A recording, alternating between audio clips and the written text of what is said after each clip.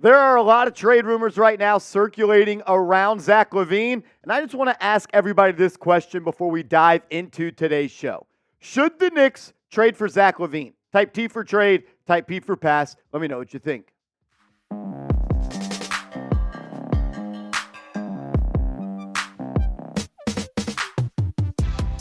Shams Charania of The Athletic is reporting that the Chicago Bulls are open to the idea of trading Zach LaVine. How does that apply to the Knicks? Well, the Knicks have shown interest in Zach LaVine dating back to really the past couple of years, and there's always been this thought out there that the Knicks would entertain a trade for LaVine. So we're going to break down on today's show if it makes sense for Leon Rose to finally pull the trigger on a trade for a star in this league. Shams tweeted the other day that it is developing that NBA teams are probing the availability of Bulls two-time All-Star LaVine, and there is increased openness from both sides about exploring a trade. And really, this has been going on for a couple of weeks at this point. Chicago Bulls have gotten off to a rocky start in this season, and just another really, just a little bit more gas on the fire right here. Zach LaVine, he changed his Twitter bio. He used to include, Seeps, just come on and tell the people. I got my boy Patrick Seaman on the show with us today. He is the host of the Chicago Bulls Report, also the sidekick on Knicks Now. Seeps, what is going on with Zach LaVine, man? Yeah, so this actually happened today. LaVine normally has, you know how like each team has like their hashtag and everything? Yep. So the Bulls hashtag was hashtag Bulls Nation. LaVine decided to take it out today. And also, after the Bulls lost to the Magic last night, LaVine was wearing an LA hat. Just some shady stuff going around. I think it's almost guaranteed that he is not on the Bulls in probably a couple months. Really? Yeah, I think it's a lock. I mean, there's a report that came out, he's not over the benching from last year when Billy Donovan sat him on the bench when he was 1 of 15. Seems like the Bulls are done with LaVine. Seems like LaVine is obviously for sure done with the Bulls after this kind of diva move, I would say, by number 8. Jeez. And it wasn't long ago that the Bulls were the number 1 seed in the Eastern Conference with Zach LaVine, Lonzo Ball, and DeMar DeRozan. But here they are now. Seeps, we are big guys, or we were big fans of Zach LaVine. You've watched almost every Bulls game this season. Look, I don't want to judge completely by the box score here, but the stats don't look good for LaVine. Is it different from the play on the court, or are the box scores and percentages really a good representation of the lack of success he's had this year? Yeah, I mean, LaVine throughout his career, he's been shooting, for the past 4 years, at least near 40% from downtown. This year, he just doesn't have it, shooting the three-point rock. It seems like he just has been very disengaged with the offense in Chicago, and it seems like whenever there's like a good shot to take, he doesn't want to take it. Whenever there's a bad shot to take where there's like 3 seconds left in the shot clock, dude's in his face, he loves taking his patented kind of step-back jumper. But overall, his game, he's just been bad. I don't know if it's just him missing shots or just him just not having the best feel this year. I mean, in 2020 and 2021, he shot 42% from 3. Then it went from 42 to 39. Then 39 to 37.5. Now down to 33%. I also want to focus in on the assist numbers. Seeps, in 2020, he averaged 4.9 assists. Then it went down to 4.5. Then 4.2, and now 3.0. Yeah. Why has he been able to not be successful this year? Is it just he's not connected? He doesn't want to be there? It's a little bit weird to me because when you talk about LaVine, you talk about a guy that has always bordered on that 50, 40, 90 type of player. He's always been efficient, and just not this year. 40% from the field. Last year, 48.5. The year before that, 48. The year before that, 50. It's just not working for him right now. Yeah, and the thing we always wanted, like from a Bulls fan's perspective, we were always like, you got to up your defensive just overall intensity. Also become a better playmaker because he is so talented offensively at all 3 levels. This year, he's playing a lot of off-ball, and he's just, again, he doesn't feel engaged in the offense. It just kind of feels like he's kind of standing, kind of loafing around. And, again, I don't know if this is just because he's not hitting shots. Like, obviously, we know, playing basketball, even if it's at your local LA Fitness, like, if you're not hitting shots and you're just off, you're just not going to be as engaged. I don't know if that's a little bit to do with it, but then again, if that is the case, toughen up a little bit. Like, you're going to miss shots. Like, you got to find other ways to impact the game. I mean, even in the first week of the season, Seeps. I mean, you know the quote better than me, but he pretty much said, we're all kind of expecting that if things doesn't turn around here after 3 games, that one of us is going to be traded, talking about him, Vucevic, and DeMar DeRozan. That's got to weigh on you as a player. And just to kind of bring it full circle back to the Knicks, we were both in agreement that adding a guy like Zach LaVine to Jalen Brunson could have really made the Knicks I would say, legit conference finals contenders. Yep. But honestly, with the hot start to R.J. Barrett, who I'm glad he's proven me wrong, and kind of the ice cold start to Zach LaVine,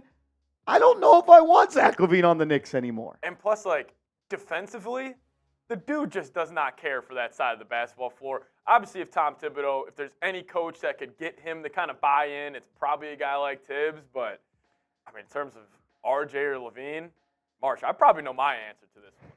I'll ask everybody watching right now, if you had to pick a player for the New York Knicks, who would it be? Is it R.J. Barrett?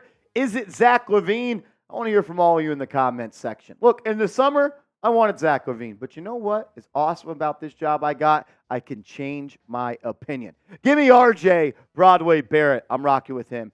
Type the initials of the guy you want to see on the Knicks going forward. Coming up next, there is a report that Zach LaVine's camp does still not want to play for the New York Knicks. Not Zach LaVine, but his camp being Rich Paul and Clutch Sports. We'll break that down. But first, I got to give a huge shout out to today's sponsor, Prize Picks. Go to prizepicks.com/CLNS. Use the promo code CLNS and start playing the #1 daily fantasy sports app in North America. It's daily fantasy made easy. How easy? All you do is you create a lineup of 2 to 6 players, and you just simply choose more or less on their projected stat total. NBA, NFL, college football, college basketball. My lineup I'm rolling with for Thursday Night Football, I'm going to go with more passing yards for Joe Burrow. I'm going to go more passing yards for Lamar Jackson, and I'm also going to roll with more rushing yards for Lamar Jackson. This is going to be my lineup for Thursday night. You can roll with my picks, or you could fade my picks. Just play Prize Picks at prizepicks.com/CLNS. Promo code CLNS. That link will be clickable down in the comments and description of today's video. So there was a report that came out over the summer, and it resurfaced today thanks to Stephen Bondi, who now works for the New York Post, and he is reporting that LaVine's camp still doesn't want LaVine to be traded for the Knicks. Seeps, was this yesterday, Zach LaVine and Rich Paul hanging out? What's going on here? I'm a little bit confused. They're all wearing their Beat Clutch shirts. They look like buddy buddies. They're already talking about the big three of LeBron James, Anthony Davis, and Zach LaVine. Yeah, so this was actually earlier this week on Tuesday. The United Center, they host some of the best college basketball teams in the entire country. They come play there. They play a little 2-game set. And courtside, of course, it's this guy, Zach LaVine, and Rich Paul wearing the Beat Clutch sweatshirts. I mean, they just got that little smug look on their face where it's like, hey, they know he's probably going to end up in L.A. I mean, you know they're talking about it. Absolutely. And honestly, good, because I don't want the Knicks to make a bad move here. I would have wanted them to make the trade in the summer. I do think, though, if he got traded in the summer, the Knicks, it would have been a different start for him this year. Yeah. It always just comes back to CAA versus Clutch Sports. Yeah. Rich Paul, he doesn't like Leon Rose. Leon Rose, he doesn't like Rich Paul. It all comes back to LeBron James. LeBron entered the league. He was repped by Leon Rose and Worldwide West, as you know, are members of the Knicks front office. And then he left CAA, created Clutch Sports, and now there's just a big agency off. And look, I understand that Rich Paul may not want him to play for the Knicks. I don't want him to play for the Knicks at this point anymore either, Steve. But I would say this. If you are an agent and you represent a player, why would you not want them to play with the Knicks? The 100%. Biggest media capital in the world, the biggest and the best arena in the world. I don't care what Victor Wembanyama says. You're going to get the most exposure there, but at the end of the day, it's LeBron James sports, not Clutch Sports. And you know LeBron's in his ear. You know LaVine is probably in his ear. They've probably already talked about it behind the scenes that we don't know about getting LaVine to Los Angeles. And, I mean, think about who had the report the other day. Shams Charania. Who is Shams Charania a puppet for? LeBron James. So I think you're on to some. I think Zach LaVine, if dealt, could be a member of the Lakers. We're going to close out today's show just running through the stats, and I'll give you some more thoughts I have on the Knicks versus Hawks game last night. But first, I just want to say thank you. Thank you to everybody that has subscribed to the channel, Knicks Now by Chat Sports. We put out free content every day on the latest Knicks news and rumors. We go live on game days. We do watch parties. I think we're pretty damn good at it. And we just crossed over 29,000 subscribers on the channel. I remember doing videos on this channel with 150 subscribers. The fact that we're at 29,000 subscribers is pretty damn cool. So for me, Seeps, everybody at Chat Sports, we just want to say thank you. And if you haven't yet, there's room on the bandwagon. You can come hop on, subscribe for free Knicks content every day. So the Knicks did beat the Atlanta Hawks last night, 116-114. And it was really a game of like spurts and moments. The Knicks came out in that first quarter. They dominated. They went up 13. Then the Hawks, they owned the second quarter. We went to halftime. It was a 1-point game. Then in the third quarter, kind of a little bit back and forth. Then you go into the fourth quarter, and the Knicks are down 7 points with 5 minutes and 20 seconds to go.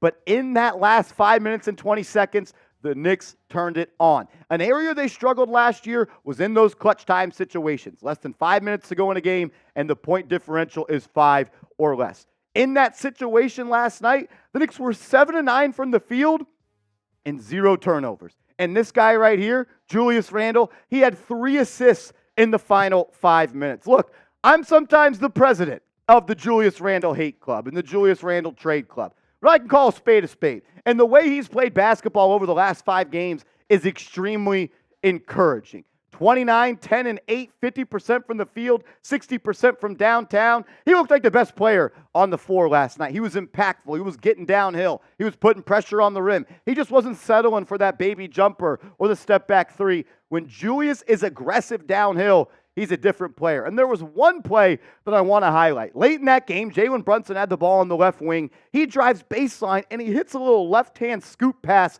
to a cutting Julius Randle. When the fuck have we ever seen Julius Randle cut off ball to the cup? It was beautiful. Very proud of the way number 30 has played. Rough start to the season. Good to see him bounce back. Jalen Brunson was good and active in that first quarter. But after that, he kind of struggled until that final 5 minutes. And he turned it on and really was captain clutch once again for this basketball team. Brunson finished with 24 points, 8 assists. If you look at the game, if you didn't watch the game, you just look at the box score, you're like, man, Jalen Brunson was on fire. And to be honest with you, I didn't think he played all that well. I just thought he wasn't processing the game well and making great decisions. But at the end of the day, when you shoot 6 of 10 from 3 and you have 10 fourth quarter points and a couple of dimes in those last 5 minutes, that makes up for the prior kind of bad 30 minutes. Overall, though, Brunson got it done, and he was a big part of this win. Also, Mitchell Robinson, again, was dominant in the New York Knicks win. 15 rebounds for Mitch. He was good on defense. He was good on offense. He had this one play where it was a back-to-back possession. Got a steal on defense, had an alley-oop, offensive rebound. The dude is special right now, and in my opinion, he's a top 10 center in this league, and I don't think I can be convinced that he is not.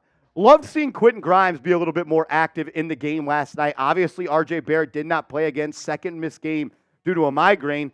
And it's cool to see Quentin Grimes get 10 shots off. 3 of 7 from downtown. Man, the release continues to get quicker and quicker from QG. And if you're going to leave him open in that left corner, he's going to make you pay. He was the number 1 3-point shooter in the association last year from that left corner. And he's picking up where he left off, 43% last night from deep. It was cool to see Grimes get hot. Emmanuel Quickley, he had a stinker on Monday night, but that's the difference between year 1 and year 2 Quickley compared to year 4. Stinker Monday didn't let it affect his game going forward, and he showed up and he showed out on Wednesday night. 20 points and 4 dimes off the bench, over 54% from the field and 60% from downtown. Josh Hart did what Josh Hart did, man. That wasn't just a textbook Josh Hart game. 9 points, 8 rebounds, 5 assists, made all the little plays, got on the floor, loose ball, hand in the passing lanes. He played really, really well.